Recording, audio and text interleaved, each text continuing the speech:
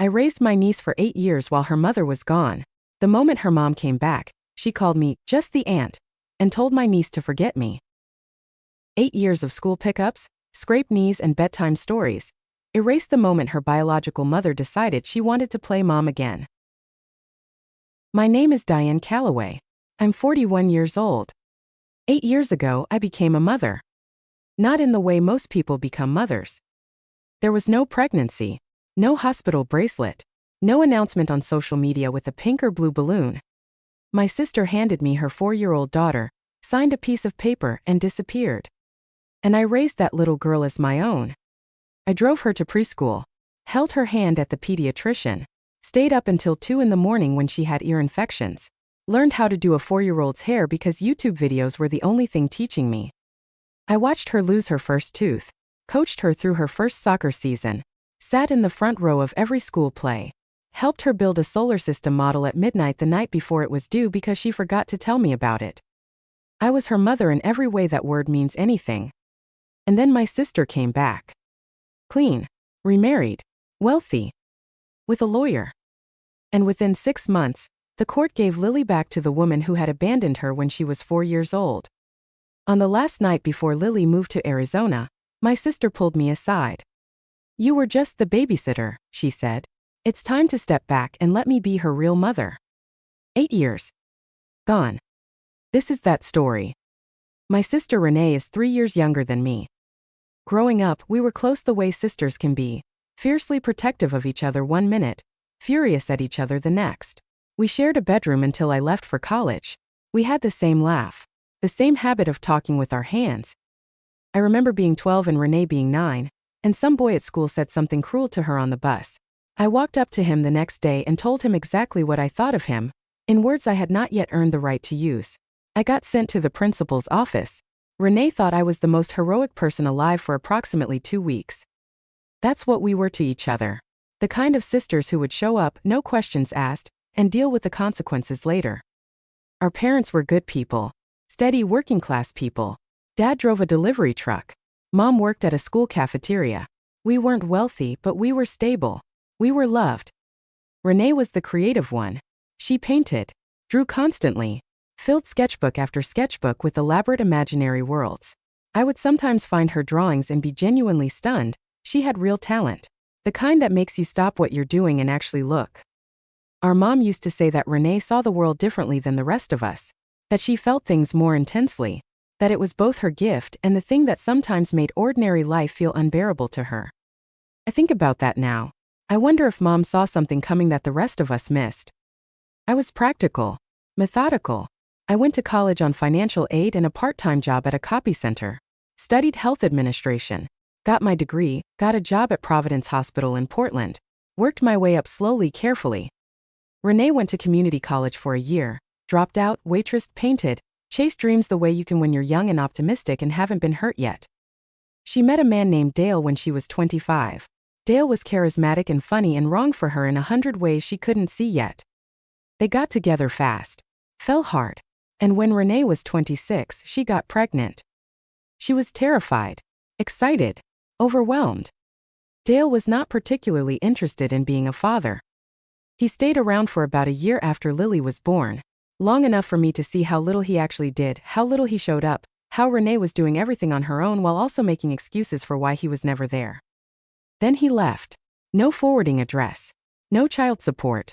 Just gone. Renee was 27 with a 1-year-old and no partner and a waitressing job that barely covered rent. I helped where I could. Watched Lily on weekends. Slipped Renee money when she needed it. Called to check in. But I had my own life. My career. My apartment. My routine. I didn't see what was happening inside Renee's apartment until it was too late to stop it. Looking back, the signs were there. The mood swings. The weight loss. The strange energy some days, the complete flatness on others. The money disappearing faster than it should have. The calls she didn't return. I found out she was using when Lily was 3. Pills at first. Then something harder. She never told me everything. I only know what I pieced together later. By the time Lily was 4, Renee was barely functional. I drove to her apartment one Saturday morning in November, because she hadn't answered her phone in 4 days. I had a spare key. I let myself in. The apartment was a disaster. Dishes everywhere. Laundry piled up. The smell of something spoiled coming from the kitchen. Lily was sitting in the middle of the living room floor in a dirty pajama top and no pants. She was watching cartoons on a tablet with a cracked screen, eating crackers from a box. She looked up at me and said, "Hi, Auntie D." She was calm, matter of fact, like this was just Tuesday. I asked her where her mom was. "Sleeping," she said. I found Renee in the bedroom, not in danger but barely conscious, the kind of not there that takes a while to come back from. I picked up Lily, gave her a bath, made her lunch, put a load of laundry in, sat on the couch with this small, trusting, completely unbothered child in my lap while my mind tried to catch up with reality. Renee came out around 2 in the afternoon. She looked at me and started crying immediately. "I know," she said. "I know. I know. I know." We talked for a long time that day. She wanted to get help. She said that, and I believed her. I still believe she meant it in that moment. But she needed somewhere for Lily to go while she did. "Just temporary," Renee said. "A few months. Until I get through a program." Few months. I said yes. We went to a family law office the next week. Signed a temporary guardianship agreement. It was supposed to last 90 days with options to extend. Renee entered a residential treatment program the following Monday. She lasted 11 days. She checked herself out, called me from a gas station payphone, which tells you something about the state she was in, and said she was fine, she was handling it, she'd come get Lily soon. Then she stopped calling. I called the treatment center.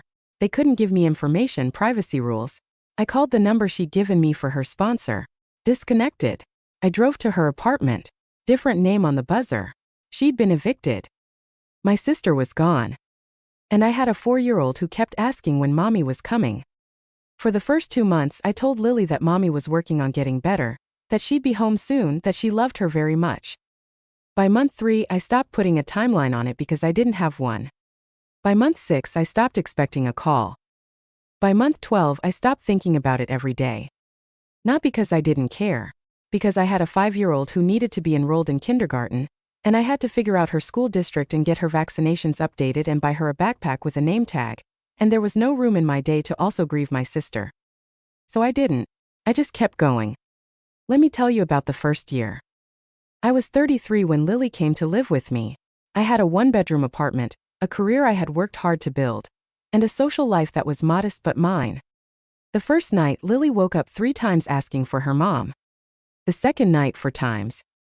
The third night, she climbed into my bed at 2 in the morning, wrapped herself around me like a small octopus, and didn't let go until morning. I lay there in the dark with this tiny person breathing against my shoulder, staring at my ceiling thinking, I don't know how to do this. I had never wanted children, not out of dislike, I loved kids, but I had always assumed vaguely that I would meet the right person and eventually the question would resolve itself one way or another. It never had. And now the question had resolved itself in the most unexpected way possible. I called my mother the next morning. "Mom, I need help." She drove up from Sacramento that weekend, stayed for 2 weeks, showed me things I didn't know, how to braid Lily's hair properly, how to cut her sandwiches so she'd actually eat them, how to tell the difference between a tired cry and a sick cry and a scared cry. They all sound the same to a beginner. They don't once you learn. My mother became an anchor for both of us during that first year. She drove up once a month, called every few days. I moved into a 2-bedroom apartment. It cost $400 more a month than I could comfortably afford. I enrolled Lily in preschool. She cried for 3 days straight at drop-off and then on the 4th day, didn't look back at me even once when she ran toward the art station. I stood outside the window and cried where she couldn't see me. I hired a part-time babysitter for after school because my job didn't end at 3 o'clock. I reorganized my schedule, took on fewer evening shifts, stopped taking on extra projects the way I used to. My career slowed down. I watched colleagues advance past me. I accepted that, because at 5:30 every afternoon I had to be at that preschool, and nothing in my job description was worth missing that. The first year was survival. The second year was something more. Lily started to feel like home. She started calling me Mom-Diane somewhere around her 5th birthday. I didn't ask her to. She just started doing it. Her teacher told me about it first. She said Lily referred to me as Mom-Diane during circle time when the kids talked about their families. I didn't know what to feel. I called my mother that night and couldn't finish a sentence without my voice breaking. Mom was quiet for a moment and then she said, "That little girl knows who loves her. Don't ever take that lightly." I haven't. By the time Lily was 6, we had routines. Real ones. Saturday morning pancakes. Wednesday library trips. The specific order we did our Sunday errands. Her side of the bathroom, which was always a disaster of hair clips and bath toys. My side, which was always a disaster of her hair clips and bath toys that had migrated. She had opinions about everything. Strong ones. About what songs counted as good songs. About whether it was acceptable to put raisins in things. About which color cup she wanted her juice in. About whether her stuffed rabbit, Captain Buttons, needed his own seatbelt in the car. Captain Buttons got a seatbelt. That's the kind of mother I was. By the time Lily was 9, she was reading above grade level and obsessed with marine biology. We went to the Oregon Coast Aquarium twice. She stood at the jellyfish tank for 45 minutes. I stood beside her and did not rush her, because there is nothing more important than a 9-year-old who has found something that fills her completely. She went through a phase at 10 where she wanted to learn every card game ever invented. We played Go Fish and Rummy and Crazy Eights, and eventually, because she asked me to teach her and I had to look it up on my phone, something called canasta. I was not good at canasta. She was immediately. She won 4 games in a row and was gracious about it in the most backhanded way possible. "You almost got me that time," she said, shuffling the cards with showmanship that was frankly excessive for a 10-year-old. At 11, she started running cross-country at school. She was not the fastest on the team. She was the most relentless. She trained before school 3 mornings a week, which meant I was up at 6:15 in the dark making breakfast because she did not want to run on an empty stomach. I was up at 6:15 every morning making breakfast in the dark. And I did not do this grudgingly. I did it because it was Tuesday and that is what Tuesdays were. I read every parenting book I could find, went to therapy for the first time in my life, because someone at work told me that raising a traumatized child without processing your own stress was a short path to burning out. The therapist was right. I kept going for 3 years. I took a co-parenting class at the community center even though I wasn't co-parenting with anyone, because it had a module on raising children who had experienced parental abandonment, and I needed all the help I could get. I learned about trauma bonding and secure attachment, and what kids need when their world has been unpredictable. I tried to be predictable, steady, a fixed point Lily could always find. Think I did okay. I think I did more than okay. When Lily was 7, she had a school assignment about her family. She came home with a piece of construction paper and drew 2 stick figures, a tall one and a small one, standing in front of a house. She wrote, "My family is me and Mom-Diane. We have a cat named Peanut. I love them." We did not, at that time, have a cat named Peanut. The following Saturday, we adopted a cat from the Humane Society. His name was Peanut. I'm telling you all of this because I want you to understand what 8 years actually looks like. Not as a summary, not as a list of expenses or legal documents. 8 years is 10,000 small moments, thousands of ordinary days that don't make good stories, but are the actual substance of a child's life. 8 years is knowing exactly how she takes her oatmeal and which pajamas are her favorites and what her face looks like when she's trying not to cry and which nightmare she has most often and what you say when she has it. 8 years is a relationship, a real one, the realest one I've ever had. So when Renee came back, it wasn't just a family situation to navigate. It was a threat to everything that existed. I heard from Renee for the first time since she disappeared 8 years earlier on a Tuesday afternoon. I was at my desk when my phone rang with an unfamiliar Arizona number. Diane. Her voice was different, steadier, older. Renee. A pause. "I'm clean," she said. 2 years. I'm in Scottsdale. I got married. His name is Gerald. I want to talk about Lily. I didn't say anything for a long time. "Are you there?" she asked. "I'm here," I said. "I'm just trying to figure out which of the 1,000 things I want to say first." She said she understood if I was angry. She said she had a lot of amends to make. She said she had been working with a therapist, working the program Building a Life. She had attended a support group for parents in recovery, and they had encouraged her to reconnect. She wanted to meet Lily. I told her I would think about it. I told her I would need to talk to Lily's therapist because yes, Lily had a therapist. She had been seeing one since she was 6 because children who experience parental abandonment sometimes need help processing that, which is something Renee might have known if she had been there. I called the therapist the next morning.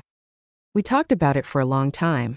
About Lily's attachment, about the risks, about what Lily understood about her mother, and where she was emotionally with all of it. Lily knew Renee was her biological mother. We had never hidden that. We had age-appropriate conversations about it over the years. Lily knew her mother had been sick, had needed help, had not been able to take care of her. She knew I loved her and that she was wanted. She had questions sometimes, big ones that hurt to sit with. Why didn't she come back? Does she think about me? Is it my fault she left? That last one, when she was 7 years old, asked so matter-of-factly that it gutted me like a physical thing. We worked through those questions, together and with the therapist. And Lily was, by most measures, a remarkably well-adjusted kid. Not because the hurt wasn't there, because we had tended to it. I agreed, eventually, to a supervised introduction, a video call first, then if that went well, a visit. The video call was in March. Lily was 12 by then. I sat beside her but off camera. Let Lily lead. Renee cried immediately. She apologized. She told Lily she was sorry that she had been sick, that she thought about her every single day. Lily was quiet, watchful. She asked a few questions, careful ones. Afterward, I asked Lily how she felt. Weird, she said. Like meeting someone from a book. That was a good description. The in-person visit happened 2 months later. Renee flew to Portland with Gerald. We met at a park neutral ground, the therapist's suggestion. Gerald was polished and quiet and seemed genuinely kind. He held back, let Renee and Lily navigate the space between them. It was hard to watch. Not because it went badly, because it went reasonably well and I didn't know what to do with that. I wanted to be glad for Lily. I was glad for Lily. I was also afraid in a way I couldn't fully name yet. Over the next 3 months, Renee and Lily had weekly video calls. Then Renee asked if Lily could visit Scottsdale for a week in the summer. I said yes, because Lily wanted to go, and because my therapist and Lily's therapist, and every rational part of my brain said that a healthy relationship with her biological mother was good for Lily. Lily came back from Scottsdale different. Not in a bad way exactly, but quieter, thinking. She told me about Renee's house. Big, she said. A pool. A guest room that Renee had decorated with purple and white, Lily's favorite colors. She knew my favorite colors, Lily said. I told her, I said, when you were talking about the visit. Lily nodded. A small processing nod. Things moved faster after that. Renee called me 2 weeks after Lily got home from Scottsdale. Lily told me she'd like to spend more time with me, Renee said. She said she'd be open to visiting more. She told me that too, I said carefully. Gerald and I have been talking. We'd like to petition for custody. The ground moved under me. Renee, I said. She has a life here. She has school, friends, her therapist, the only home she's known since she was 4 years old. I know, and I'm not trying to erase that. I just want to be her mother.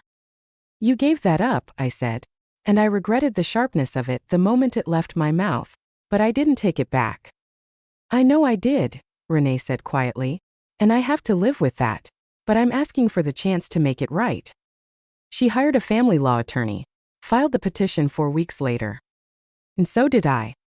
The custody case took 8 months. I won't describe every moment of it because some of it is still too painful to revisit in full, but I'll tell you the shape of it. Renee's attorney argued that biological family should be prioritized, that Renee had demonstrated 2 years of sobriety and stability, that she had a husband, a home, financial security, that Lily deserved the opportunity to grow up with her mother. My attorney argued continuity of care, 8 years of documented, consistent, loving guardianship, school records, medical records, therapy records, all showing a child who was thriving, character witnesses, Lily's teachers, her pediatrician, neighbors, her soccer coach. The therapist's assessment that disrupting Lily's primary attachment could cause significant harm. I had records for everything, because I had been doing things right for 8 years, and doing things right means paperwork, report cards, medical summaries, permission slips, the guardianship renewals we had filed every 18 months, the documentation of every attempt I made to locate Renee in the first 3 years. I had a box in my closet 3 feet tall full of the administrative record of raising a child. I took it to my attorney's office on a Wednesday morning. We went through it together for 3 hours. She told me it was the most thorough documentation she had ever seen in a case like this. She said it like it was a good thing. It was not enough. There were days during those 8 months when I sat in my attorney's waiting room and looked at the other people waiting their turns and thought, none of them are here because they did something wrong. They are all here because families are complicated and the law is a blunt instrument, and sometimes the only choices are bad ones and slightly less bad ones. My attorney was honest with me throughout. You have a strong case for continuity, she said. But guardianship has always been intended as temporary. And she's the biological parent. That matters in Oregon family law. I knew it mattered. I had known it from the moment I hired her. I had read the statutes. I had done the research the way I do everything, thoroughly, methodically, until I understood exactly what I was facing. Understanding exactly what you are facing does not make it easier to face. But Renee had biology. And she had money for a very good lawyer. And she had 2 years of recovery that looked on paper like a story of redemption. The guardian ad litem, the attorney appointed to represent Lily's interests, interviewed Lily 3 times. Lily was, as she had always been, thoughtful and careful. She told the JL that she loved me, that Mom-Diane was her family, that she didn't want to leave Portland. She also said she wanted to know her mother.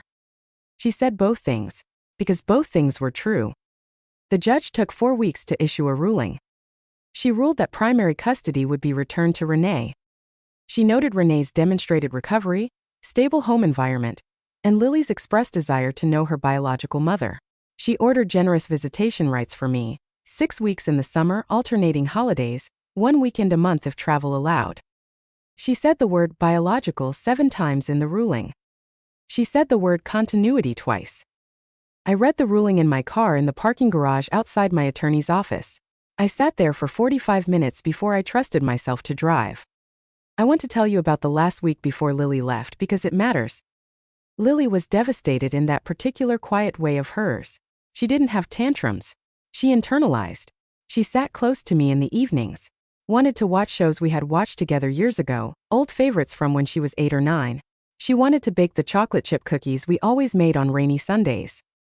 We baked 3 batches that week.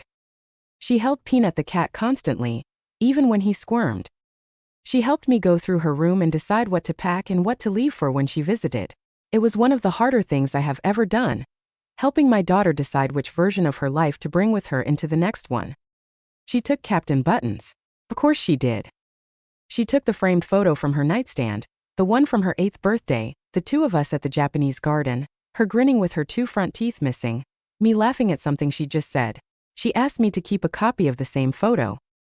I framed mine the same day she left. On the Thursday before Lily was scheduled to fly to Arizona on Saturday, Renee had arranged for her to fly alone at 12, which tells you something. Renee drove to Portland to collect the rest of Lily's things and oversee the transition.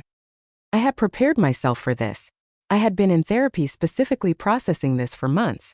I had a script of things I would say and not say, things I would do and not do.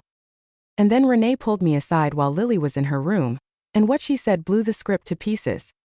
I appreciate what you've done for Lily, she said.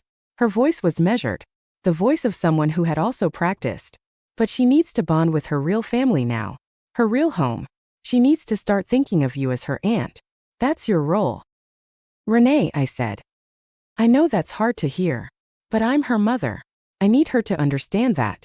And having her call you Mom-Diane is confusing. It undermines the relationship we're building. She named me that herself, I said, when she was 5. I understand. But she's 12 now. She can understand the difference. What are you saying exactly? That you want her to stop calling me Mom-Diane? I'm saying she needs to understand that you're her aunt. A beloved aunt. That's an important relationship. But I'm her mother. I looked at my sister, this woman I had shared a childhood with, who I had tried to protect and failed to protect and grieved and resented and quietly, stubbornly, never fully stopped loving. You were her mother, I said. You left. I was there. For 8 years I was there.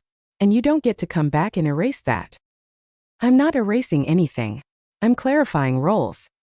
You're not clarifying anything. You're rewriting history because it's more comfortable for you. I have primary custody, she said. Quiet. Final. This is how it's going to be. I didn't say anything else. Not because I didn't have anything to say.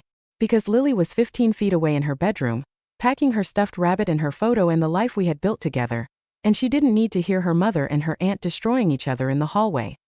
So I swallowed everything I felt and went to help her pack. Saturday morning arrived. We made pancakes. It was a Saturday. That's what we do. Lily ate too. That was one fewer than usual. She knew and I knew and neither of us said it. She hugged Peanut for a long time. He let her. He had always been a patient cat. She hugged me at the door. She's 12. She's almost as tall as me now. She smells like the strawberry shampoo she's used since she was 8. And she's worn the same brand since then because I buy it in bulk, and she calls it the right smell. She didn't want to let go. I didn't want to let go. But Renee was at the car, and Lily had a flight. And sometimes the kindest thing you can do for someone you love is make it easier for them to leave. Call me whenever, I said into her hair. Anytime, day or night. Captain Buttons needs his own seatbelt, and don't let anyone tell you different. She laughed, small and wet. I love you, Mom-Diane. I love you so much, I said. I stood on the porch and watched the car drive away. Renee did not look back. Lily did. That was 9 months ago. Here is what the last 9 months have been.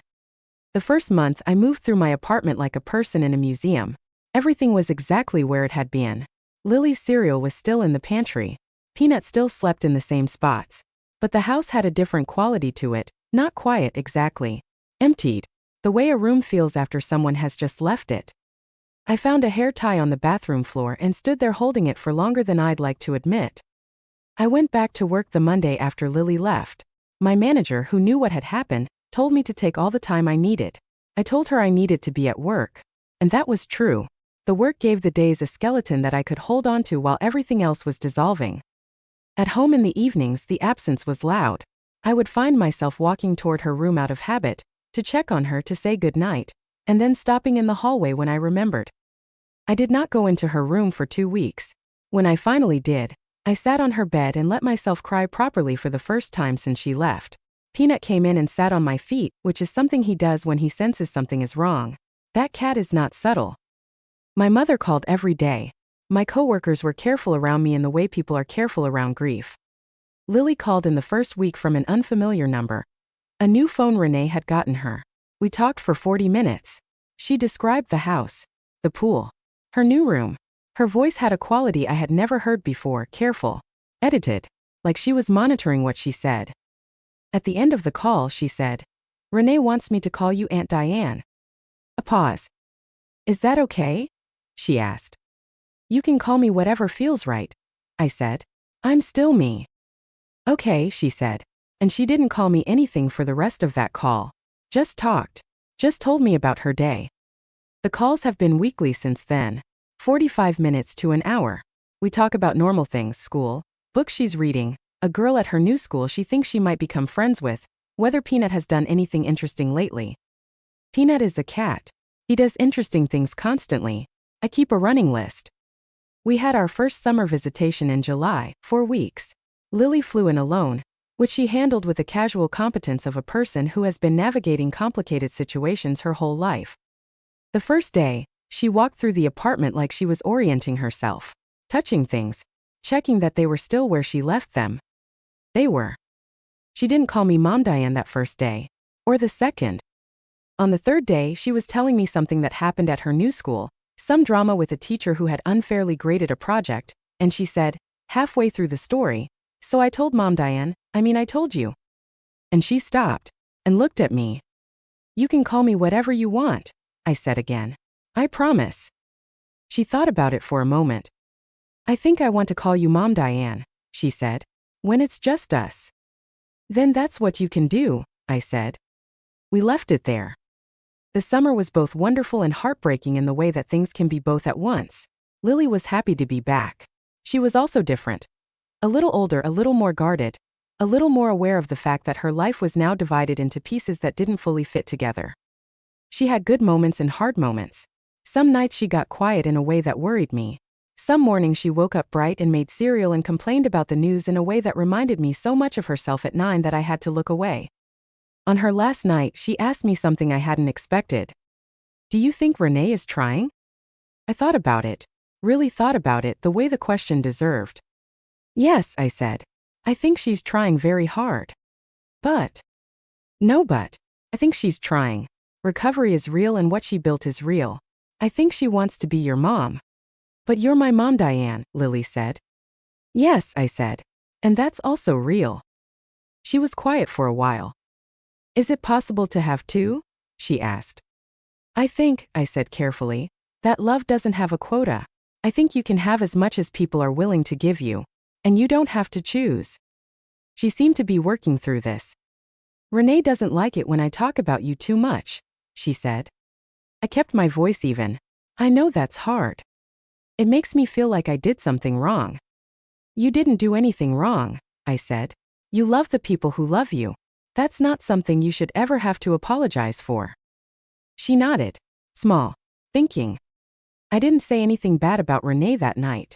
I didn't say anything about the court. I didn't process my own grief out loud in front of a 12-year-old who was already carrying enough.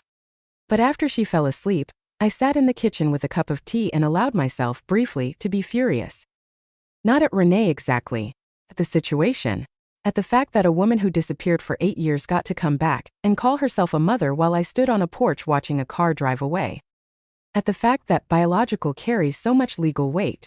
At the fact that 2 years of sobriety counted for more in a courtroom than 8 years of lunches packed and nightmares soothed and report cards signed. At the fact that I did everything right and it wasn't enough. I allowed myself to be furious and then I went to bed because fury is a luxury and Lily needed me functional. She flew home on a Sunday. I packed Captain Button's a tiny bag, travel-sized, with a handwritten note attached. For the flight home, don't let anyone take the seatbelt off. Lily laughed for a full minute at that. Then she hugged me and got in the car to the airport. 9 months out, this is where things stand. Lily and I talk every week. The calls have gotten easier, warmer. She calls me first now, doesn't wait for me to initiate. She tells me things I suspect she doesn't tell Renee. I hold those things carefully. Renee and I have a limited, formal relationship. We communicate about Lily's schedule and logistics. There is civility between us. Not warmth but civility.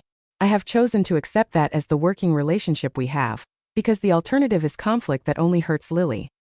She has not apologized for what she said in the hallway. I have not forgotten it.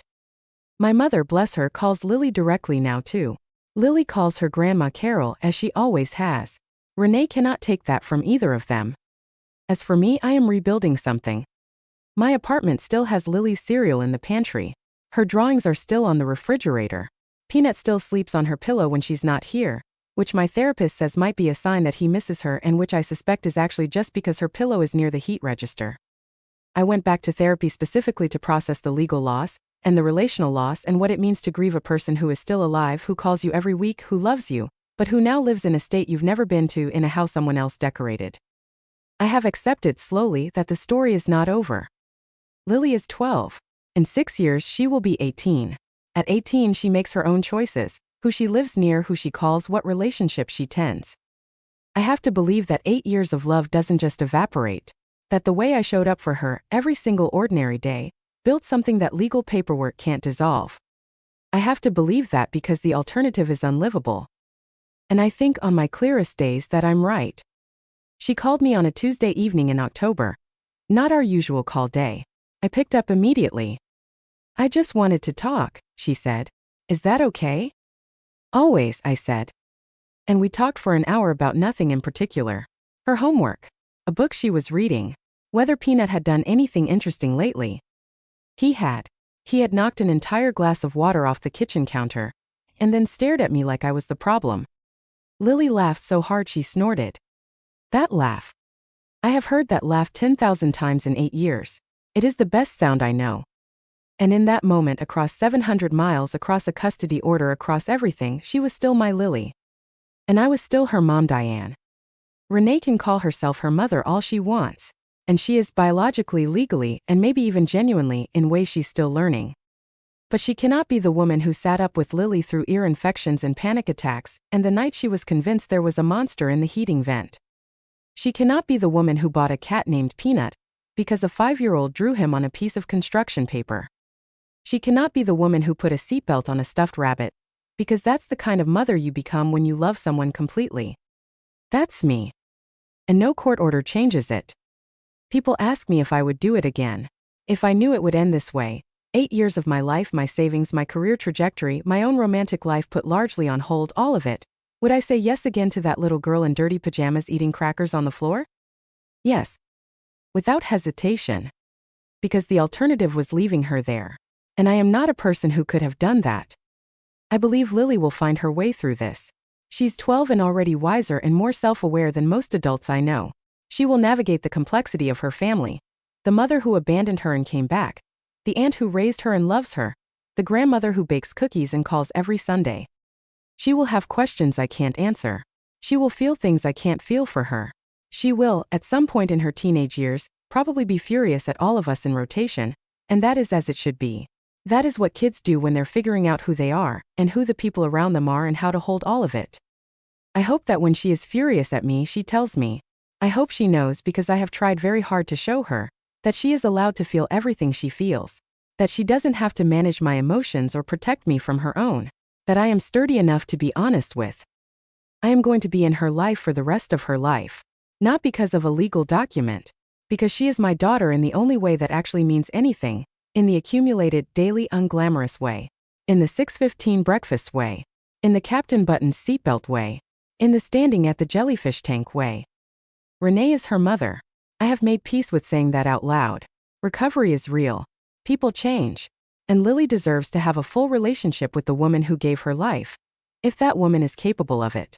I believe Renee is trying to be. But Renee being her mother does not make me less her mother. Never did. Never will. The law disagrees. The law puts one name on the certificate and one address on the school enrollment form, and in that sense the law has spoken. But love is not a legal document, and Lily knows who showed up. She's known it since she was 4 years old, eating crackers on the floor. She will make meaning out of all of it. That's what kids do when the adults in their lives give them enough love to work with. And she has had that. Whatever else is true, she has had that. If you've ever loved a child who was taken from you, if you've ever poured yourself into someone else's child while they were absent, if you've ever done everything right and still lost in court, if you've ever been called just the babysitter by someone who wasn't there, you know this feeling. You know that love isn't a legal status. You know that family isn't only biology. And you know that standing on a porch watching someone you raised drive away doesn't mean the end of the story. It just means the next chapter is going to be different from the one you planned. I'm Diane Calloway. I'm 41 years old.